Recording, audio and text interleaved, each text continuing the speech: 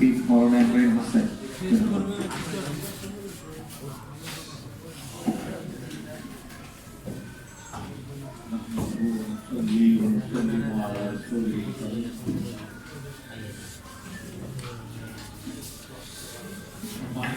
বাকিটি একটু কথা বলি। আপনারা সাংবাদিক বাইরে যারা আসছেন তাদের জন্য খাওয়া আছে।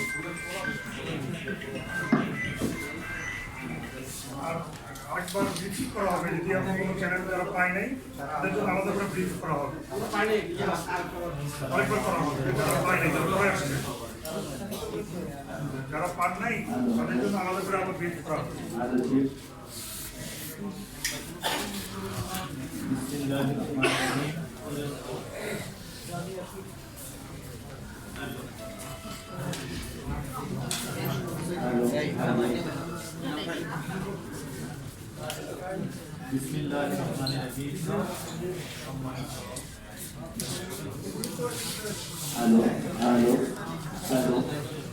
সম্মানিত সাংবাদিক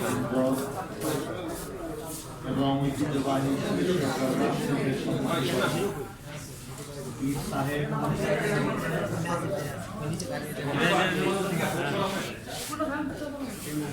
অনুষ্ঠানে সম্মানিত বিভিন্ন সকলের প্রতি আমার সালাম। আজকে আমরা যে উদ্দেশ্যে এই সংবাদ সম্মেলনে হাজির হয়েছি, আপনারা সকলে ইতিমধ্যে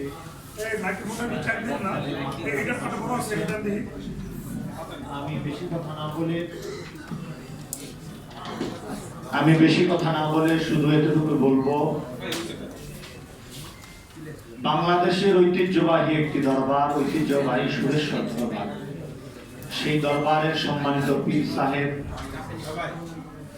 সৈয়দ শাহিন নুরি সাহেবকে যে নির্মমভাবে থানায় নিয়ে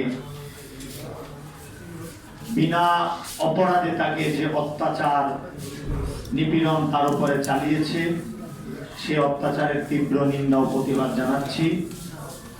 এবং সাথে সাথে আমি বাংলাদেশের সম্মানিত প্রধানমন্ত্রী এবং সম্মানিত স্বরাষ্ট্রমন্ত্রীকে অনুরোধ করব, অতি দ্রুত সময়ের মধ্যে এই ওসি এবং দারোগা সহ যারা এর সাথে যুক্ত রয়েছে তাদেরকে আইনের আওতায় এনে সুস্থ তদন্ত করে তাদের বিচারের আওতায় আনার জন্য বিশেষভাবে অনুরোধ করছি। বাংলাদেশে এখন সন্ত্রাসী কর্মকাণ্ড একটু বেশি। আপনারা জানেন যে 5 আগস্টের পর থেকে এই পর্যন্ত বিভিন্ন জায়গায় মাজারে, খানকায়, বিভিন্ন আউলিয়া ইকরামের মাজারে হামলা হয়েছে। সেটার প্রতিবাদ আমরা যারা সুফিবাদী মাজারের পক্ষে রয়েছে আমরা অনেকভাবে করেছি। এখন পর্যন্ত একটা মাজারেরও মামলা নেওয়া হয় না। ইতিমধ্যে আমাদের পীর সাহেব মাওলানা গোলাম মঈনুদ্দিন টিপু হিয়াজুরি সাহেব বলেছেন। আমি মূলত আজকে যে বিষয়টা নিয়ে আমরা এখানে এসেছি, আমার সাথে তার সম্পর্ক অনেক ভালো এবং তাকে আমি যতটুকু চিনি এবং জানি তিনি অত্যন্ত একজন ভালো মনের মানুষ এবং তিনি মানব সেবায় নিজেকে নিয়োজিত করেছেন। এটাও আমরা সকলেই তার সাথে যারা চলাফেরা করেছেন, বিশেষ করে তার ভক্ত যারা রয়েছে তারাও জানে যে মানুষকে তিনি কত ভালোবাসেন, তিনি কত মহব্বত করেন। একজন অসহায় মানুষ যদি তার কাছে গিয়ে দাঁড়ায় তিনি তাকে সহযোগিতা করেন, যেই তার পাশে দাঁড়ান তিনি সহযোগিতা করেন। তাকে দরবার থেকে তুলে নিয়ে যে ওসি দারোগা যে কাজটা করেছে এটা অত্যন্ত একটি খারাপ কাজ করেছে।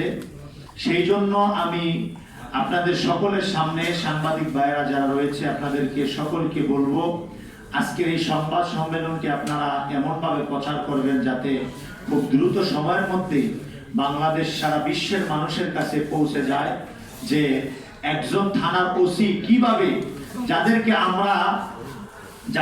আমরা বিশ্বাস মনে করি, যাদেরকে আমরা আইনের রক্ষক মনে করি, যাদেরকে আমরা আমাদের নিরাপত্তা রক্ষক মনে করি, তারা যদি এরকম ন্যাক্কারজনক কাজ করে তাহলে সাধারণ মানুষ কার কাছে গিয়ে তাদের দুঃখ কষ্ট সবকিছু বলবে। তাই ইতিমধ্যে আপনারা বক্তাদের মাঝে শুনেছেন, বিশেষ করে আমাদের মানব অধিকারের চেয়ারম্যান সাহেব বলেছেন, বিশেষ করে যিনি এই অত্যাচারের শিকার হয়েছেন সেই পীর সাহেব শাহিন নুরি সাহেব বলেছেন তা আমি আপনাদের মাধ্যমে মাননীয় প্রধানমন্ত্রী এবং স্বরাষ্ট্রমন্ত্রী এবং আইন পর্যায়ের উচ্চ পর্যায়ে যারা রয়েছে তাদের কাছে বিশেষভাবে অনুরোধ করব, খুব দ্রুত সময়ের মধ্যে আপনারা এটা পর্যালোচনা করে আইনের আওতায় এনে এই ফেসিবাদের দোষর এই ওসিকে, এই দারোগাকে অতি সত্বর বিচারের কাঠগড়ায় দাঁড় করানোর জন্য বিশেষভাবে অনুরোধ করছি। সবাই ভালো থাকবেন, সুস্থ থাকবেন। আসসালামু আলাইকুম। এই মাউথগুলো দিয়ে দাও, মাউথগুলো দিয়ে দেন সব। এই পর্যায়ে বক্তব্য রাখবেন আমাদের মিনি ভিএজবি সংক্ষিপ্ত।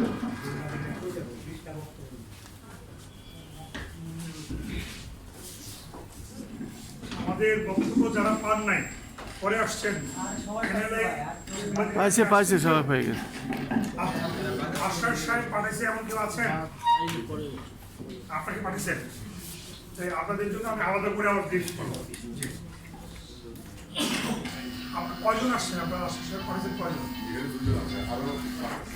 আপনার জন্য আমি আলাদা করে কিন্তু আমি জাস্ট এই যারা চলে যাবেন তাদের জন্য আমি অলরেডি ছোট একটা প্রথম পর্ব করলাম।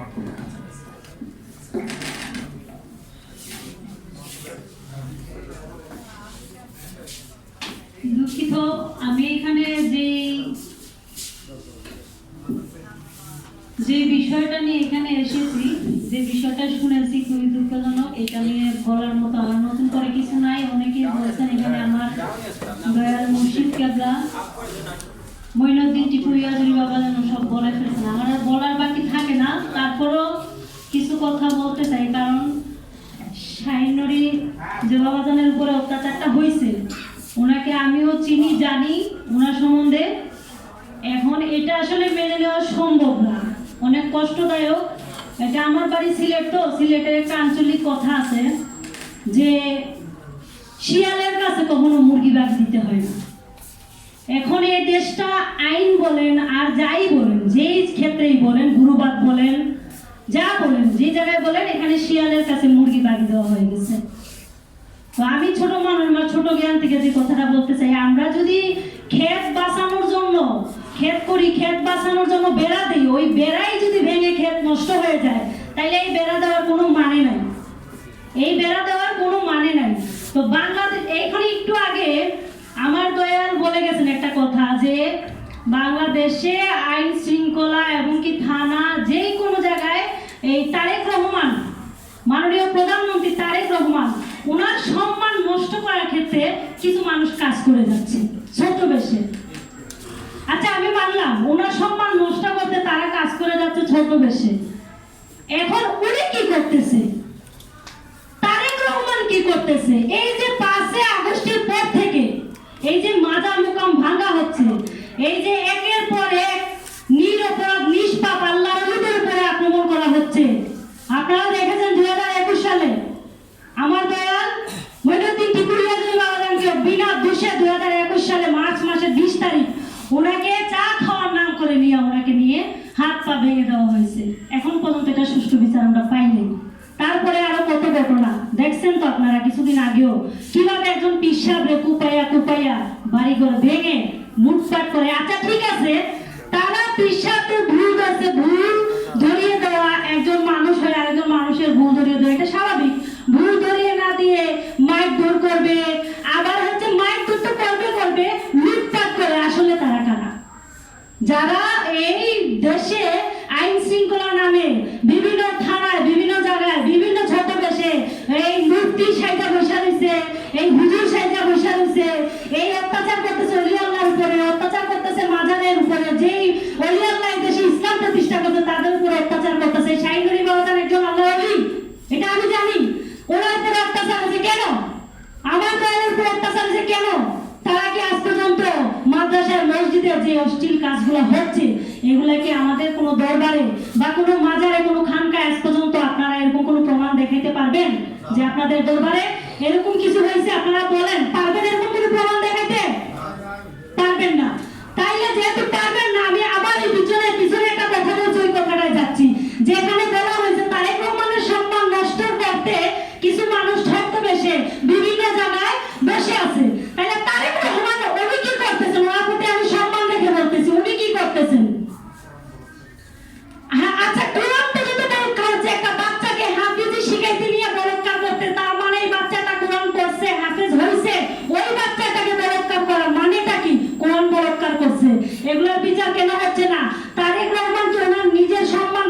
ঠিক আছে, এটা আমার ব্যক্তিগত বিষয়।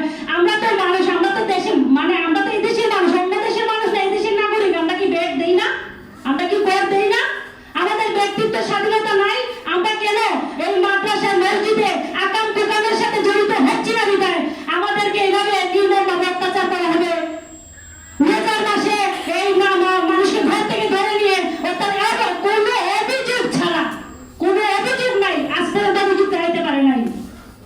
যাকে হত্যা করা হয়েছে এটার সুষ্ঠু বিচার চাই আমরা। এটা কে হত্যা করছে, কারা করছে, এটা যেন তদন্ত করে বের করা হয়। উনি নিজেও বলছে, শাহিন নুরি দৌলতী উনি নিজেও বলছে, এটা যেন সঠিক খুনিকে বের করা হয়, সঠিক অপরাধীকে বের করা হয় বুঝে। এবং কি যারা এই মাজারে ভাঙচুর করে মসজিদ মাদ্রাসায় আকাম কুকাম করতেছে, বলাৎকারী করতেছে, বাচ্চার পেটে বাচ্চা ঢুকাইয়া দিতেছে, তাদের যেন সঠিক বিচার হয়।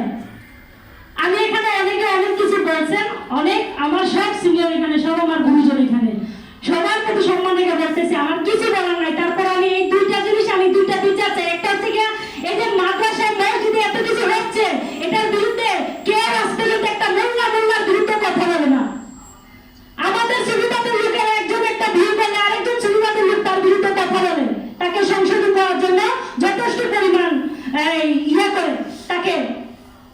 আর মোল্লারা যে এত কিছু করতেছে, একটা মোল্লাকে আরেকটা মোল্লার বিরুদ্ধে কথা বলতেছে না কেন? তাদের ভিতরে কি চলতেছে? তারা মোল্লারা একটার গায়ে বিয়ে করে ছাড়ে, আরেকটা মোল্লা বিয়ে করে, এরকম প্রমাণ দেখতেছেন আপনারা। এখন আমি আমার জায়গা থেকে, আমার ক্ষুদ্র জ্ঞান থেকে আমি সরকারের কাছে এইসব ওই অন্যায় অত্যাচারের বিচার চাই। এবং কি যে পীর মাশায়েখের উপরে আল্লাহর ওলিদের উপরে অত্যাচার হচ্ছে, মাজার মোকামে এই ভাঙচুর হচ্ছে। আমার বাড়ি সিলেটে, দেখেন গত কয়েকদিন আগে সিলেটে শাহজালালের হুসেন মানে 706তম হুরুস পর্যন্ত সামা মাহফিল গান বাজনা হয়েছে। 707তম হুরুসে এবার এসে গান বাজনা বন্ধ। কেন জানেন? সিলেটের যে এমপি, না কারো বিরুদ্ধে দরকার নাই। আচ্ছা ঠিক আছে, এইটা সিলেটের যে যারা আছে তারা হচ্ছে গিয়ে মাজার বিরোধী, যারা ক্ষমতায় আছে তারা মাজার বিরোধীটা বোঝাই যায়। কারণ যেহেতু 706তম গান বাজনা হয়েছে, 707-এ এসে এখন গান বাজনা বন্ধ হয়ে গেছে, তার পিছনে কারা আছে এটা আপনারাই বুঝে নেবেন, আমি আর বললাম না।